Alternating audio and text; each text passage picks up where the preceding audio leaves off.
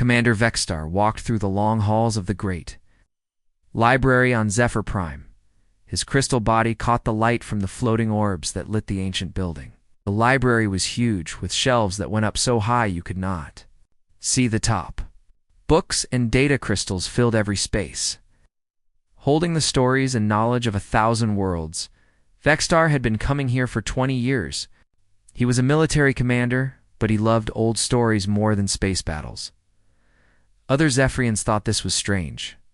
Most of his kind only cared about war or trade, or expanding their empire across the galaxy. Today he walked to his favorite section. The sign above the shelves said Mythical Species Collection in the old crystal script. Here were stories about creatures that probably never existed. Tales of beings so strange and impossible that they had to be made up by creative minds long ago. The commander stopped at a particular shelf. His long fingers, made of living crystal like the rest of his body, reached for a familiar data cube. The label read Earth Legends, Human Mythology. He had read these stories hundreds of times, but they still fascinated him. Vexstar placed the cube into a reading device. The machine hummed softly and projected words and images into the air before him. The first story began to play. In the far reaches of the Milky Way galaxy, the ancient narrator's voice said, there once lived a species called humans. They came from a small blue and green world they called Earth. These beings were unlike any other intelligent life in the galaxy. The projection showed creatures that looked weak and soft. They had no hard shells or crystal armor. Their skin was thin and pink. Hair grew on their heads in different colors. They had 2 arms and 2 legs, and they walked upright on 2 feet. The humans had no natural weapons. The story continued. No claws, no poison, no ability to change their shape. Could not read minds or speak without making sounds. They lived for only a short time compared to other species, yet somehow these fragile beings achieved great things. Vexstar had heard this part many times, but it still made him curious. How could such weak creatures accomplish anything important? The story went on to describe impossible feats. Humans supposedly built great cities, traveled between stars, and even won wars against stronger enemies. The humans were said to possess something called determination, the narrator explained. When faced with problems that seemed impossible to solve, they would keep trying different solutions until they found one that worked. They never gave up, even when all hope seemed lost. Other Zephyrians walked past Vexstar as he listened. Some were scholars like himself. Others were soldiers on leave from the great fleets. A few were diplomats from other worlds in the coalition. None of them stopped to look at the human stories. To them, these tales were just entertainment. Vexstar continued reading. The stories described human technology that made no sense. They supposedly built ships that could travel faster than light, even though they had no natural ability to bend space or time. They created weapons that could destroy entire planets, despite being physically weak themselves. Most remarkable of all, the ancient text said, was the human ability to work together in times of crisis. Though they often fought among themselves, when faced with a common threat, they would unite and become incredibly dangerous to their enemies. The commander shook his head. These stories were clearly fantasy. Real species could be so contradictory. Creatures that were weak individually, but strong as a group. Beings with no special powers, who somehow mastered advanced technology. It was impossible. But the stories were so detailed and consistent. They described human culture, their languages, their art, and their history. The tales spoke of great human leaders, scientists, and warriors. Some stories even included technical details about their supposed technology. Vexstar had studied the reports from Coalition survey ships for decades. The galaxy was full of many different species, all with their own advantages. The Keltherons had armor that could stop any weapon. The Mundari could read thoughts and control minds. The Plasma Lords were pure energy beings who could pass through solid matter.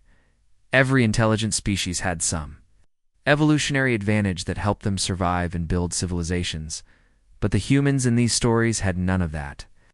They were just ordinary creatures who somehow did extraordinary things. Commander Vextar, a voice said behind him. He turned to see Captain Zixla, one of his junior officers. She was young for a Zephyrian, only about 200 years old. Her crystal body was smaller and brighter than his. "What brings you here, Captain?" Vextar asked. "I was looking for you, sir. We have a situation at Monitor Station Omega-7. The sensors have detected something unusual." Vextar sighed and turned off the reading device.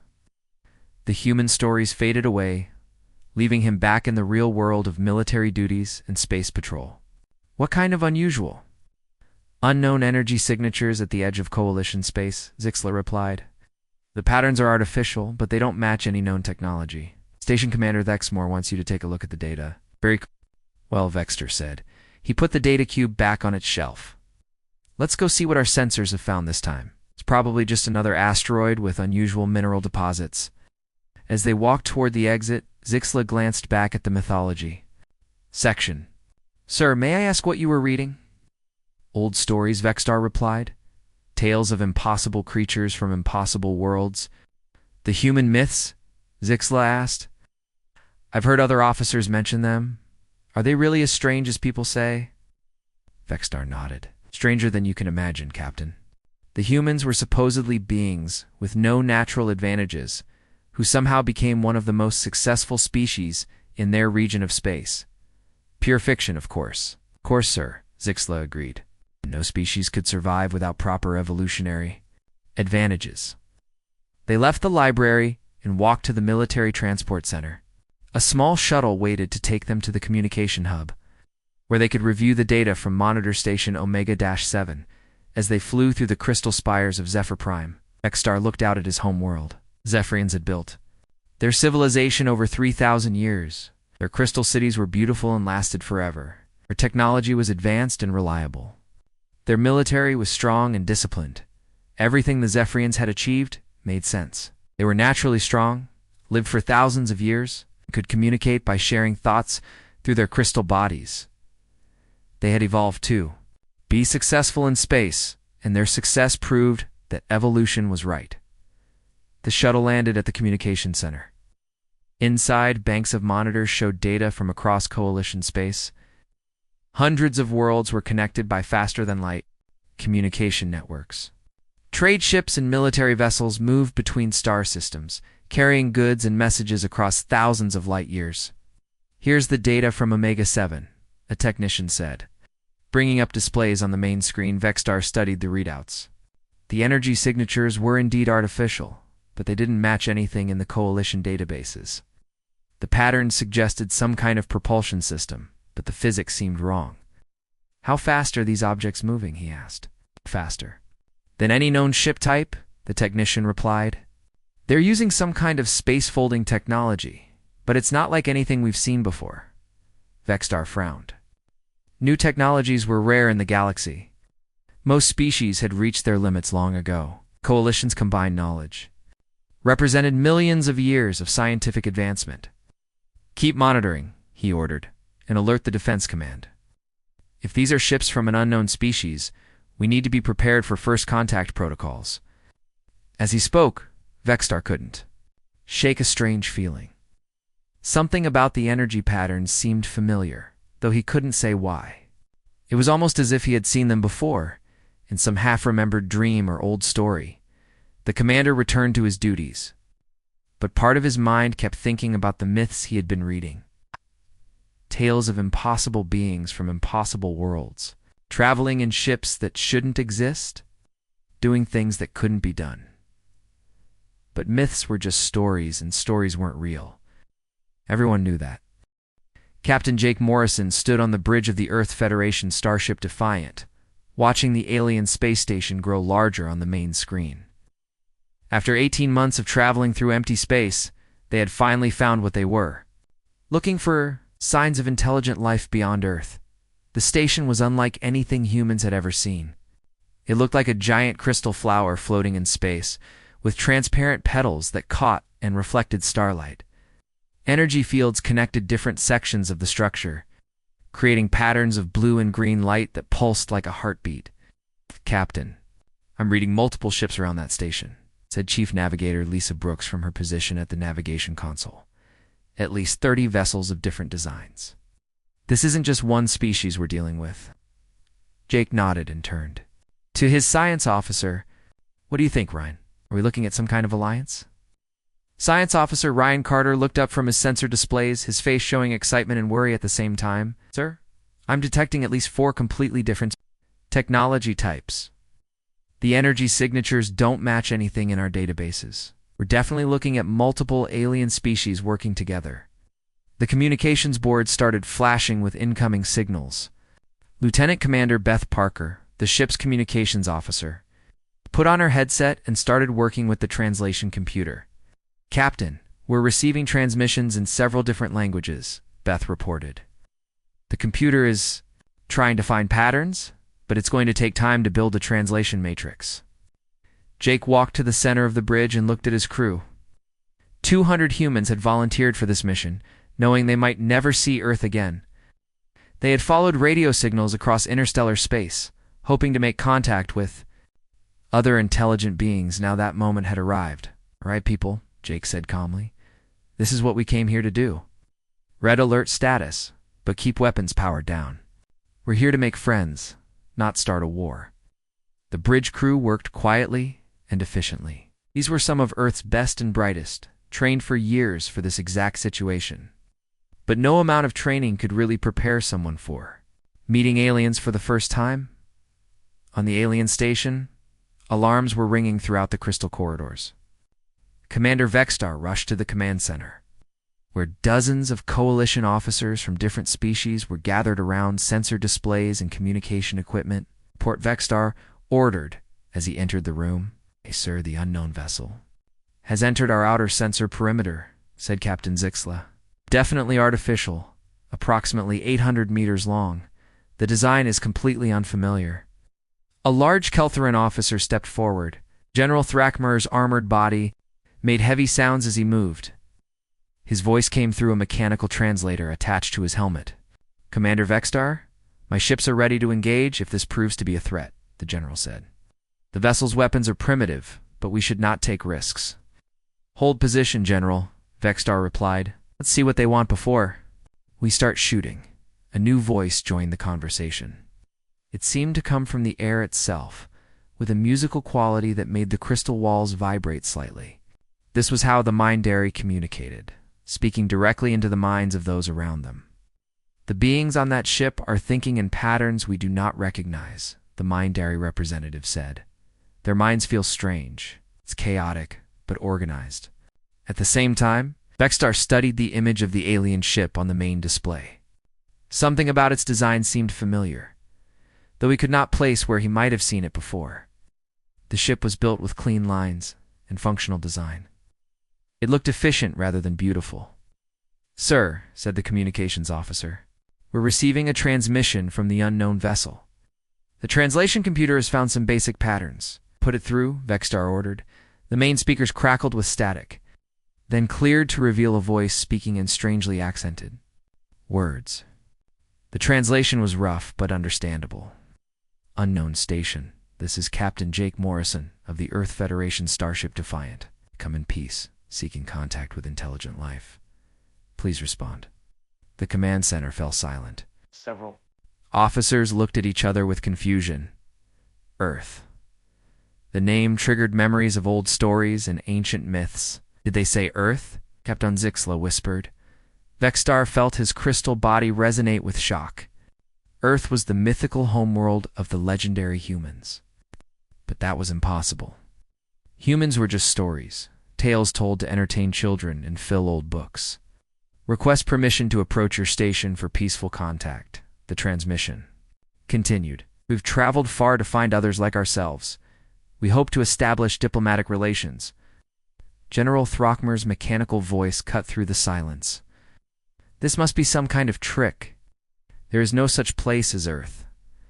These aliens are using names from old fairy tales." But Vexstar was remembering the stories he had read just days before. Tales of beings who called themselves humans, who came from a world they named Earth. Creatures who built ships to travel between stars. Despite having no natural advantages, Open a channel, Vexstar ordered. Sir, the communications officer asked, uncertain. Open a channel to the alien ship, Vexstar repeated. Let me speak to this Captain Morrison. The officer activated the transmission system. Vexstar stepped forward, his crystal form catching the light from the command center's displays. Captain Morrison, this is Commander Vexstar of the Zephyrian Deep Space Command, representing the Galactic Coalition. You say you come from Earth? We have heard this name in our old stories. There was a pause before the reply came. When Captain Morrison spoke again, his voice carried surprise and curiosity. Commander Vexstar, thank you for responding. Yes, we are from Earth, a planet in what we call the Sol System. We've been searching for other intelligent life for generations. What stories have you heard about us? Vexstar looked around the command center. Every officer was watching him, waiting to see what he would say. The Mindari representative's mental voice whispered in his thoughts.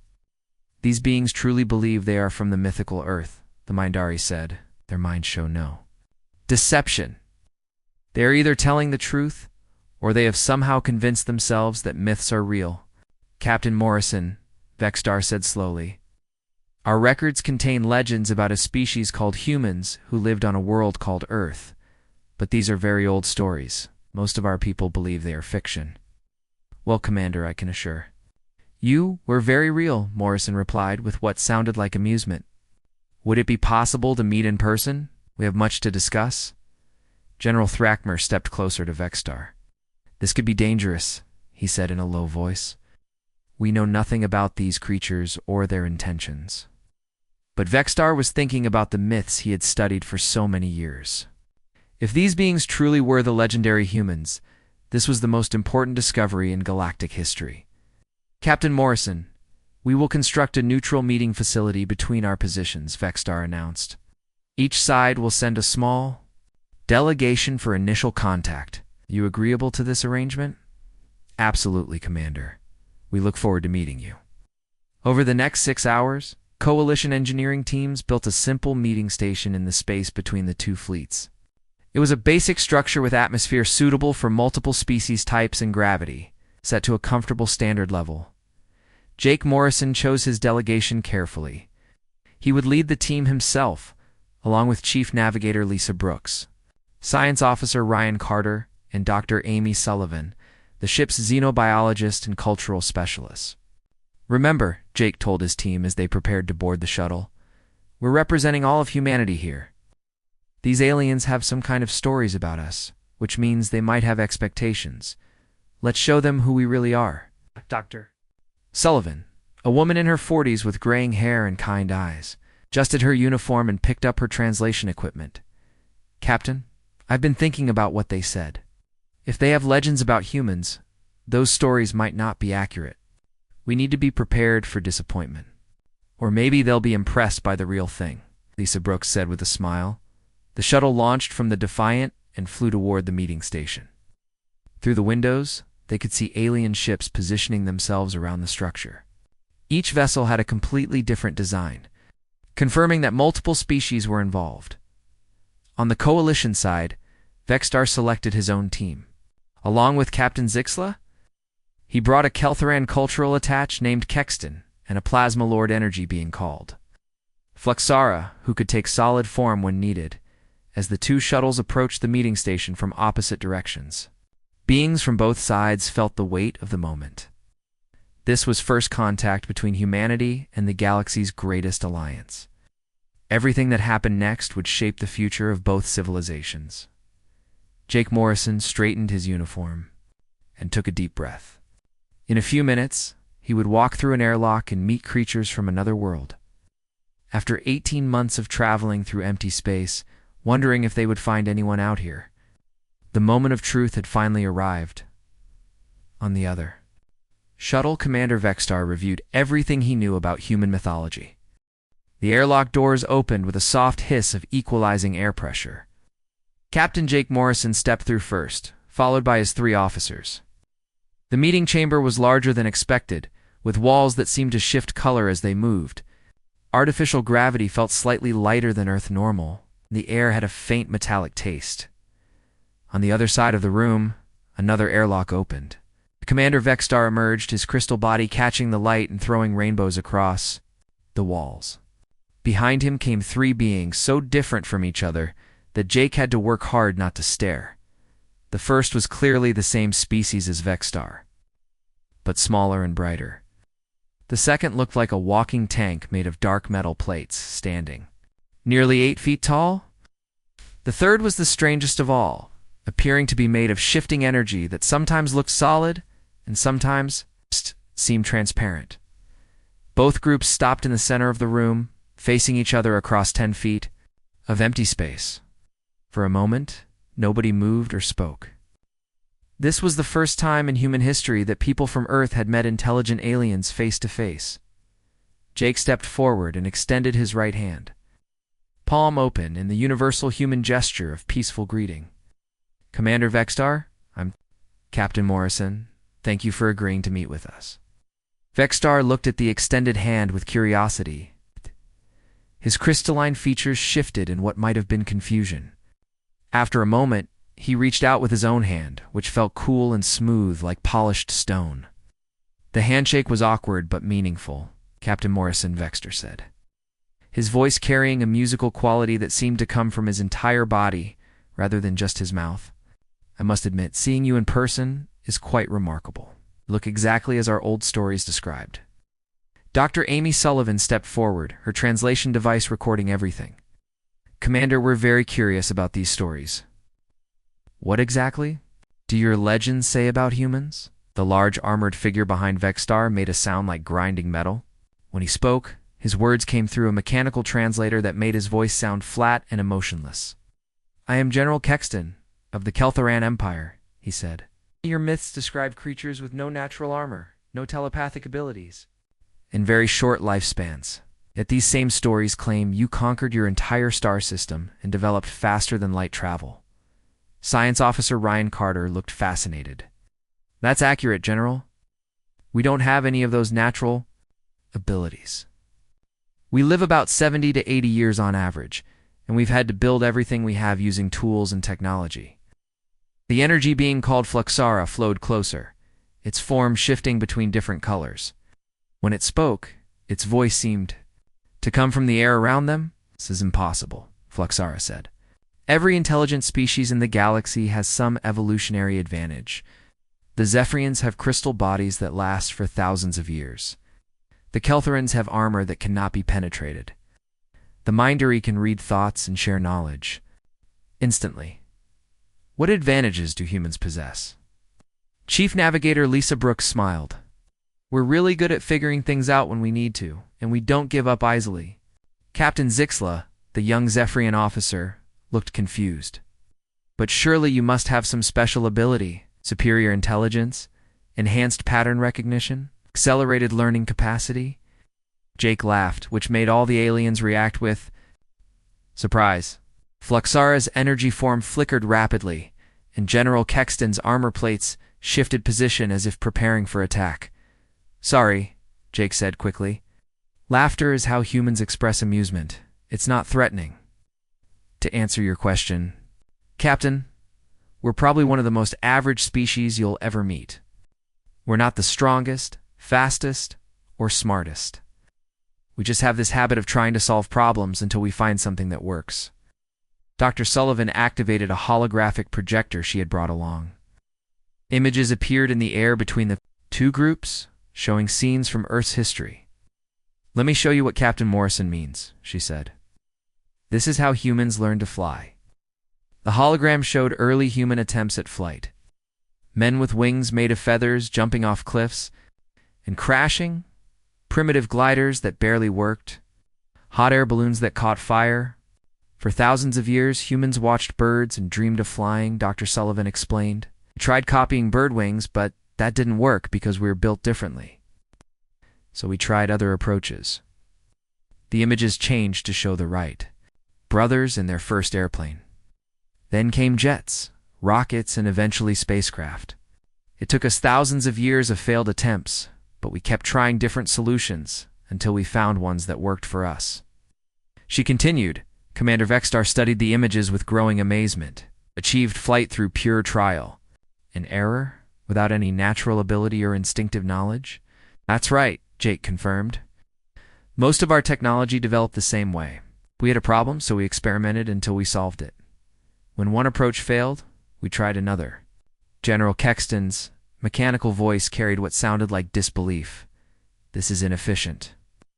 Why not simply accept that some things cannot be achieved without proper evolutionary advantages? Ryan Carter shook his head, because that's not how. Humans think general. When we see something that seems impossible, our first reaction is usually to figure out how to do it anyway. Dr. Sullivan changed the holographic display to show human space exploration. Images of the first moon landing, the building of space stations, and the development of faster-than-light drives appeared in the air. Our legends say that humans reached their moon before they had developed proper space technology, Fluxara said, its energy form pulsing with confusion. Is this true? We got to the moon using chemical rockets, Lisa Brooks explained. It was dangerous and expensive, but it worked. We didn't have anti-gravity or force fields or anything fancy.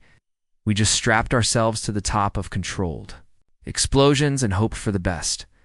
The aliens exchanged looks that clearly showed bewilderment. In their experience, space travel required sophisticated technology that took millions of years to develop. The idea of using primitive rockets seemed insane. How many of your people died in these experiments? General Kexton asked. Quite a few, Jake admitted. But that never stopped us from trying. Every failure taught us something new. Every accident showed us what not to do next time. Captain Zixlaw's crystalline features shifted in what humans would recognize as amazement. Your species continues dangerous experiments even when they result in death. Ow.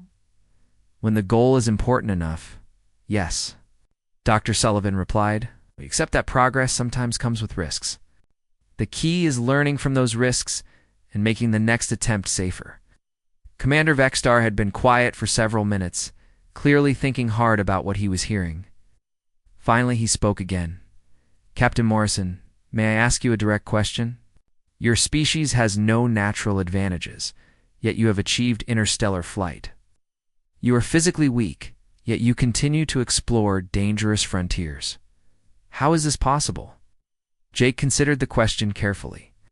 How could he explain the human drive to explore, to push boundaries, to refuse to accept limitations? Commander, I think it comes down to this. When humans see a wall, our first thought isn't, I can't get past this. Our first thought is, I wonder what's on the other side, and how can I find out? But what if the wall cannot be climbed or broken? Fluxara asked. Then we dig under it. Or go around it, or build a ladder, or find someone who can help us get over it, Lisa Brooks said. There's always another approach to try, if all approaches fail. General Kexton pressed. Ryan Carter grinned. Then we take a break, think about it some more, and try approaches we haven't thought of yet. Humans are really stubborn that way. The cultural exchange continued for hours. The aliens asked detailed questions about human society, technology, and psychology. They seemed particularly fascinated by humanity's tendency to attempt things that appeared impossible. Dr. Sullivan showed them images of human cities, art, music, and literature. She explained how humans had developed complex civilizations despite having no telepathic abilities to share knowledge instantly. We have to learn everything through education and experience, she said. Each generation teaches the next, and knowledge builds up over time. This seems terribly inefficient, Captain Zixlaw observed. Maybe, Jake agreed. But it means every human has to figure out how to solve problems for themselves. That makes us pretty good at creative thinking. As the meeting continued, it became clear that the coalition's understanding of human mythology was incomplete. The real humans were both more ordinary and more extraordinary than their legends suggested. They were ordinary in that they had no special powers, no natural advantages, no evolutionary superiority. They were just another species trying to survive in a dangerous universe. But they were extraordinary in their refusal to accept limits. Where other species saw impossibilities, humans saw puzzles to solve. Where others accepted the way things were, humans insisted on trying to make them better. Commander Vexstar realized that the myths had gotten the most important thing wrong. The stories portrayed humans as mysteriously powerful beings who could accomplish great things despite their limitations. The alarm started screaming at 0300 hours, ship time. Captain Jake. Morrison jerked awake in his quarters aboard the Defiant and reached for his communicator before his feet hit the floor. Morrison here. What's the situation? Captain, you need to get to the bridge immediately, came the urgent voice of Lieutenant Commander Beth Parker. Long-range sensors are detecting a massive fleet approaching the system. Unknown configuration, but the energy signatures are off the charts. Jake pulled on his uniform and ran through the corridors to the bridge. The past 3 weeks of cultural exchange with the Coalition had been peaceful and productive. Both sides had been learning about each other through daily meetings and shared meals. But now something had changed. On the bridge, his crew was working frantically at their stations. The main screen showed a tactical display with dozens of red dots moving toward their position. Report, Jake ordered as he took his captain's chair. Science. Officer Ryan Carter looked up from his sensors, his face pale. Sir, we're looking at approximately 60 vessels of unknown design. They're using some kind of biomechanical technology. The ships appear to be partially alive. Alive? Jake asked. The hulls are showing organic cellular activity, but they're also incorporating mechanical components. It's unlike anything in our databases or the Coalition's records. Chief Navigator Lisa Brooks turned from her station. Captain, they'll reach our position in approximately 4 hours at their current speed. The communication board lit up with an incoming transmission from the Coalition command ship. Commander Vexstar's face appeared on the screen, his crystal features showing obvious stress. Captain Morrison, we have a severe emergency. The approaching fleet belongs to an ancient enemy called the Devourers. They consume entire worlds and add the biological material to their ships. How bad is this, Commander? Jake asked. Very bad. The Devourers have been the Coalition's greatest threat for over 2,000 years. They adapt to any weapon we use against them and turn our own tactics back on us. Our combined fleets have never achieved a decisive victory. General Kexton's mechanical voice cut into the transmission. Captain Morrison, I suggest you withdraw your ships immediately. Human vessels will not survive an encounter with Devourer technology. Jake looked around his bridge at his crew. 200 humans had followed him across the galaxy to make contact with alien life. Now they faced their first real test since leaving Earth. Commander Vexstar, what's the Coalition's battle plan? Standard formation, Omega-7, Vexstar replied. Heavy ships in the center, fast attack vessels on the flanks, support ships in the rear. We'll try to concentrate our firepower and break through their center formation. Has that worked before? There Was a pause before Vexstar answered. No, Captain. The Devourers always adapt to our formation and counter our strategy. But it's the best tactical approach we have. Jake turned to his senior staff. Opinions. Dr. Amy Sullivan, who had been observing the conversation, spoke first. Captain, from what we've learned about the Coalition, they're very methodical. Use proven strategies that have worked for thousands of years. And the Devourers have had thousands of years to figure out how to beat those strategies, Lisa Brooks added. Ryan Carter was studying the sensor data from the approaching fleet. Sir, the Devourer ships are already changing formation. They're adapting to the Coalition's Omega-7 pattern before the battle even starts. Jake stood up and walked to the main screen.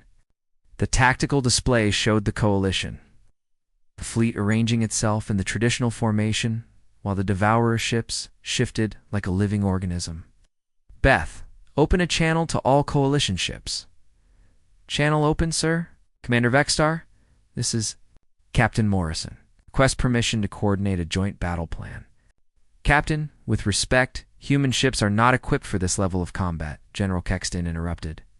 Your weapons and defenses are primitive compared to Devourer technology. You're right, General. We can't match their firepower. But maybe we don't need to. Admiral Patricia Hayes had been listening from the bridge of the Earth Federation cruiser Phoenix. Her voice joined the conversation. Jake, what are you thinking? Admiral, the Coalition has been fighting these Devourers the same way for 2,000 years.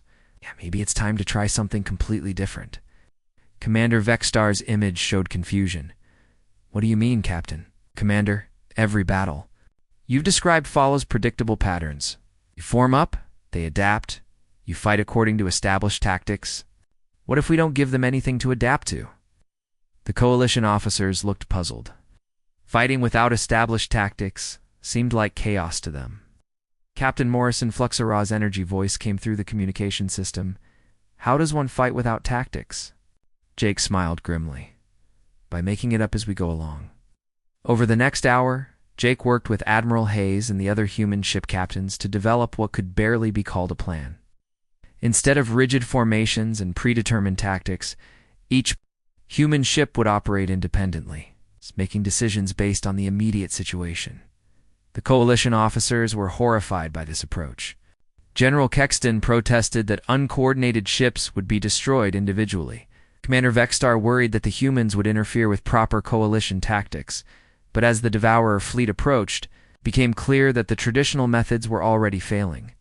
The enemy ships continued to shift and adapt, preparing counters for every standard coalition strategy.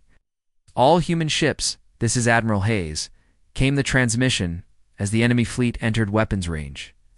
Remember, we're not trying to outfight them, we're trying to outthink them. Stay unpredictable, watch each other's backs, and improvise. The battle began when the coalition fleet opened fire according to their established doctrine. Massive energy beams and quantum torpedoes lanced out at the Devourer ships, which immediately began adapting their shields to absorb the attacks. The human ships held back initially, watching how the enemy responded. Captain Morrison studied the tactical display as Devourer vessels began their counterattack. Using weapons that specifically countered coalition defenses, they're like a computer program, Ryan Carter observed. Input coalition tactic A, output Devourer counter tactic B. Then let's give them some input they can't process, Jake decided. All human ships execute pattern chaos. 1. What followed would have given coalition tacticians nightmares. The 12 human ships scattered in different directions with no apparent coordination. The Destroyer Ranger, commanded by Lieutenant Commander Scott Parker, dove directly toward a Devourer bioship 3 times its size. The Devourer ship prepared to swat the smaller vessel like an insect. But at the last second, Scott fired his entire missile load at the enemy's sensor cluster and pulled up sharply.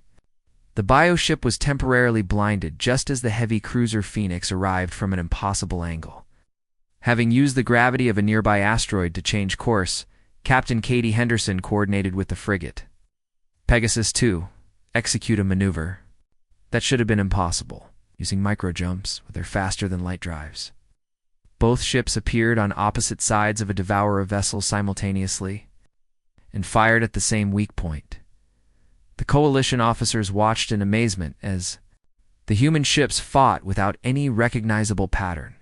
Each captain made independent decisions, but somehow they supported each other in ways that seemed almost telepathic. How are they coordinating without central command? Captain Zixla asked in wonder. You're not coordinating, Commander Vexstar? Realized they're improvising based on what they see happening around them. The Devourer ships began to show signs of confusion. Their adaptive systems were designed to recognize patterns and develop counters, but the human tactics had no patterns to recognize. Every attack was different. Every maneuver was unexpected. Captain Morrison brought the Defiant around behind a damaged Devourer ship and fired at what looked like an engine cluster. When the biomechanical vessel turned to respond, it exposed its flank to the coalition heavy cruiser Crystalline Spear, which had been waiting for exactly that opportunity. Coalition ships, follow the human lead, Admiral Hayes broadcast. Stop using standard formations. Make every attack different from the last one. It took time for the coalition forces to adapt to this chaotic style of fighting. Their training emphasized discipline and coordination, not wild improvisation. But gradually, some of their captains began to break from standard doctrine. A Zephyrian light cruiser suddenly accelerated past its assigned position and attacked a Devourer ship from below, where the enemy had concentrated its defenses against. Frontal assault. Yeah, Keltheron battleship ignored proper firing solutions and shot at a target that was technically out of range, catching the enemy ship as it moved into what should have been a safe position. The tide of battle began to turn.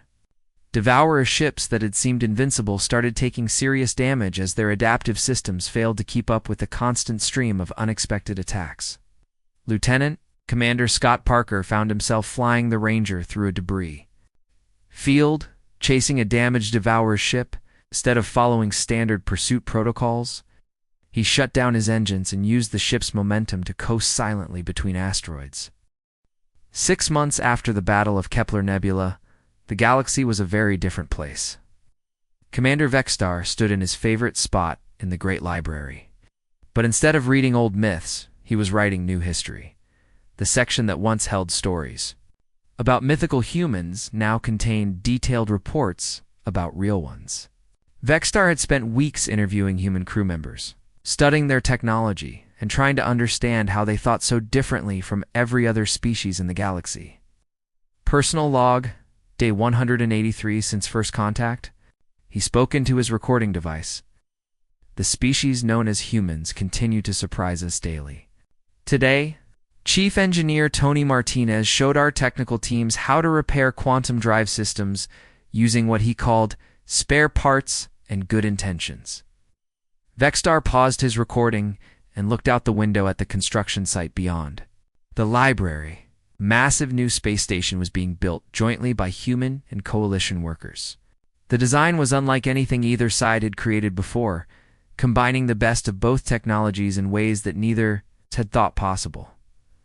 The project had started when Admiral Patricia Hayes suggested that humans and coalition forces could accomplish more by working together than by working separately. What began as a simple idea had grown into something that would change both civilizations forever. The humans have introduced concepts that our strategists are still trying to understand, Vexstar continued his log. They call it thinking outside the box, though I am told this is a metaphor since no actual box is involved. Captain Jake Morrison walked into the library carrying a datapad and looking tired but satisfied. Over the past months, he had become something of a celebrity among coalition species. News of the human tactics against the Devourers had spread across thousands of worlds. Commander, I hope I'm not interrupting, Jake said politely. Not at all, Captain. I was just updating my research notes. How are the joint training exercises? Progressing.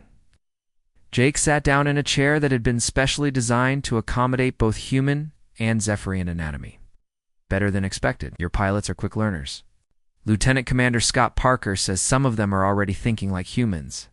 Is that good or bad? Vexstar asked with what humans had learned to recognize as Zephyrian humor.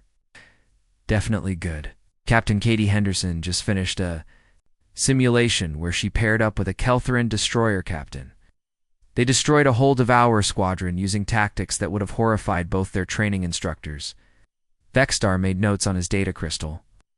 The integration process continues to fascinate me. How do humans adapt so quickly to working with alien species? Jake thought about the question for a moment. Commander, humans have been working with other humans for thousands of years. And if you've ever tried to get a group of humans to agree on anything, you'll understand that working with aliens isn't actually much harder. This was another thing Vexstar was learning about humans. They had a way of making profound observations sound like casual jokes. It had taken weeks for coalition scholars to understand that human humor often contains serious insights about life and society. Captain, may I ask you about something that puzzles many of our people? Sure. Your species achieved spaceflight and faster-than-light travel without any natural advantages. You built a civilization that spans multiple star systems despite having no telepathic abilities. You won a battle against enemies that had defeated us for millennia, yet you seem to consider all of this perfectly normal. Jake leaned back in his chair. Commander, from our perspective, what we've done is normal. Every species faces challenges. We just deal with ours the only way we know how. By refusing to accept that something cannot be done. By refusing to stop trying until we find something. That works. Dr. Amy Sullivan entered the library, carrying a collection of data crystals and looking excited about something. Over the months, She had become the leading expert on human coalition cultural exchange.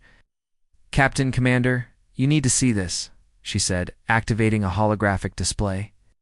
"I've been analyzing the changes in coalition tactical thinking since the battle." The hologram showed battle simulations and training exercises from across coalition space. Instead of the rigid formations and predetermined tactics they had used for millennia, coalition forces were now experimenting with flexible strategies and improvised solutions. "Look at this," Dr. Sullivan continued, highlighting specific examples. A Mindari, a fleet commander, speeded a superior force by splitting his squadron and attacking from 6 different directions simultaneously. A month ago, he would never have attempted such an unorthodox maneuver. "The Kelthorans are even more interesting," she added, changing the display. "General Kexton has been teaching his officers to ignore standard protocol when the situation demands creativity. He calls it tactical flexibility, but it's really just human-style problem-solving." Commander Vextar studied the data with growing amazement.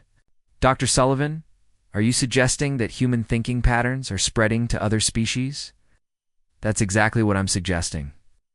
The concept of improvisation, of trying multiple solutions until something works, is becoming standard practice throughout coalition forces." Captain Zixla entered the library, her young crystal form glowing with excitement. "Commander Vextar, I have news from the border sectors. 3 more species have requested membership in the coalition since word spread about human tactical innovations." "3 more?" Jake asked. "The Thermal Collective, the Gravitational Shapers, and the Deep Space Nomads," Zixla reported. "They all said the same thing. They want to learn the new fighting methods that defeated the Devourers." Vextar felt his crystal body resonate with something that might have been pride. "The galaxy is changing, Captain Morrison. For thousands of years, the coalition grew slowly, adding new members every few centuries. Now we're adding new species every few weeks." "Why do you think that is?" Dr. Sullivan asked.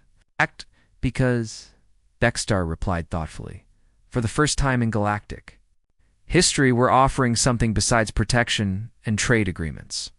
We're offering hope." Jake looked confused. "Hope? The hope that impossible problems can be solved?" Zixla explained. "The hope that being outgunned doesn't mean being defeated.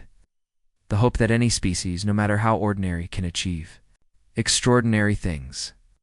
This was true across coalition space. Species that had accepted their limitations for millions of years were suddenly discovering new possibilities.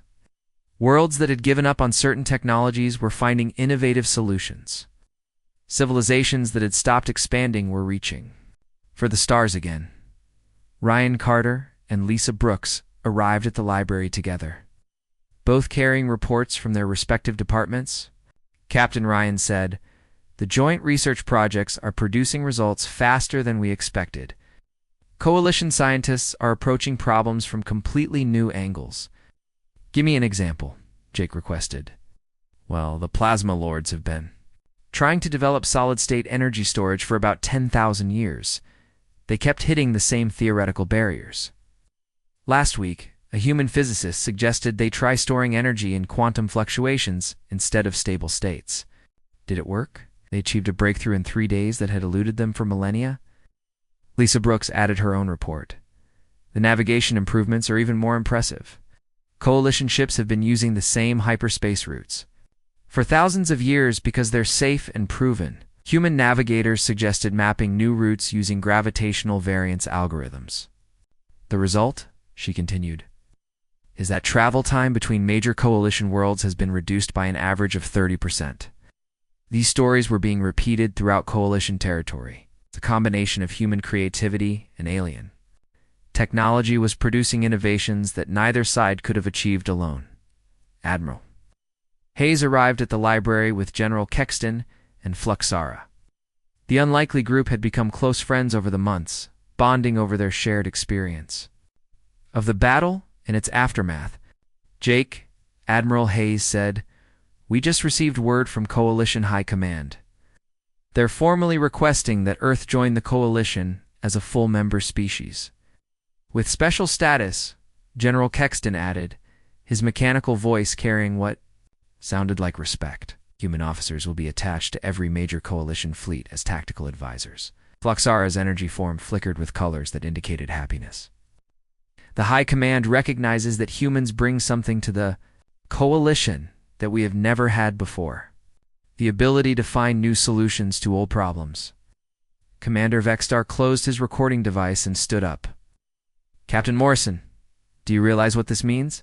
Once have gone from being mythical creatures to being the most sought-after allies in the galaxy in less than a year. Jake looked around at the group of beings from different worlds who had become his friends. Commander, 6 months ago, we were just explorers looking for signs of intelligent life. Now we're part of something bigger than we ever imagined. The question is, Dr. Sullivan said thoughtfully, what happens next? Admiral Hayes smiled. Next, we continue doing what humans do best. We find new problems to solve and new frontiers to explore. With the help of our coalition allies,